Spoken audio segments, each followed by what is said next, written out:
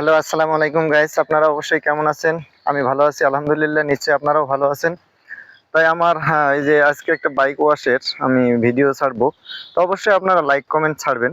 Like comment করবেন। কারণ বিষয়টা হলো গাড়ি ধোয়া ভিডিও আমি মূলত দেই না। তারপরও আজকে এক ভাই রিকোয়েস্ট করছে, হ্যাঁ? এক ছোট ভাই রিকোয়েস্ট করছে যার গাড়ি সে। তো রানা ভাই আপনি তো কনটেন্ট করেন তা একটু ভিডিও করে দেন না আমার গাড়িটা একটু। তা মূলত ওরে দিয়ে ভিডিও করাইলাম। তা যাক সব মিলে আলহামদুলিল্লাহ আপনারা অবশ্যই ভালো আছেন। আমিও আলহামদুলিল্লাহ ভালো আছি।